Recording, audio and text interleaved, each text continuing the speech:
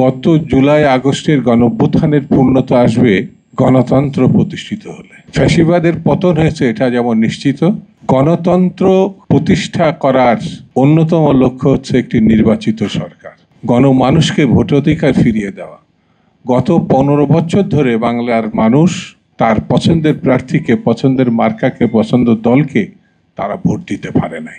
শেখ হাসিনা ভোটের নামে জালিয়াতি করেছেন, এমন একটি নিয়ন্ত্রিত ব্যবস্থা তিনি প্রতিষ্ঠা করেছিলেন যেখানে লাইন দিয়ে মানুষ দাঁড়িয়ে আছে কিন্তু সেখানে ভোট হচ্ছে না। সেখানে স্বীকৃত রাজনৈতিক দলগুলো, ছোট বড় এই দেশে যেসব রাজনৈতিক দল, তারা সেই ভোটে দাঁড়ানোর সুযোগ পায়নি, প্রার্থী দেওয়ার সুযোগ পায়নি। কেন? সেখানে ভোট নামক কোনো ঘটনা ছিল না। সেই নির্বাচনকে শেখ হাসিনা দেশে এবং সারা বিশ্বে চালিয়ে দিয়েছে নির্বাচনের নামে।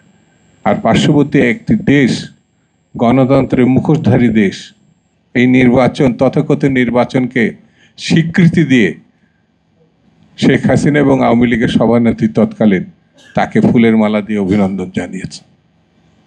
আমার কাছে মনে হয়েছে আমাদের যে পার্শ্ববর্তী দেশ, বন্ধু দেশ হিসাবে দাবিদার, মুখোশধারী গণতন্ত্রের দাবিদার, গণতন্ত্রের জন্য সবথেকে বিপজ্জনক শক্তি।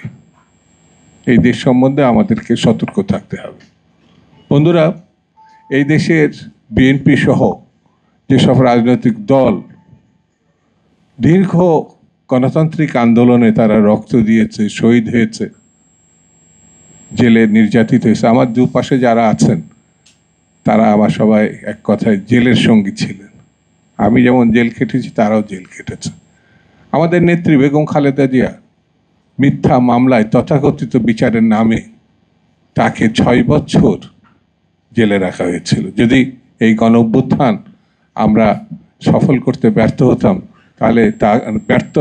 তাহলে তাকে আমরা জীবিত পেতাম কিনা সন্দেহ। আল্লাহ তাকে রক্ষা করেছেন। গণঅভ্যুত্থান বাংলাদেশের একটি শুভ সূচনা করেছে। জনাব তারেক রহমান এ কথা বলার অপেক্ষা রাখে না। যত দূরেই উনি অবস্থান করুক না কেন, তিনি এখন মানুষের হৃদয়ে অবস্থান করছেন।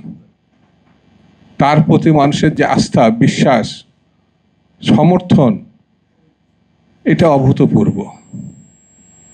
বাংলাদেশে একসময় তাকে যারা সমালোচনা করতেন তারাও এখন তার সমর্থক, তার কাছেই তারা প্রত্যাশা করে। সেই জন্য আমি বলবো, আমি বেশি কথা বলবো না, গণতন্ত্র প্রতিষ্ঠায় নির্বাচন অত্যন্ত গুরুত্বপূর্ণ একটি ঘটনা।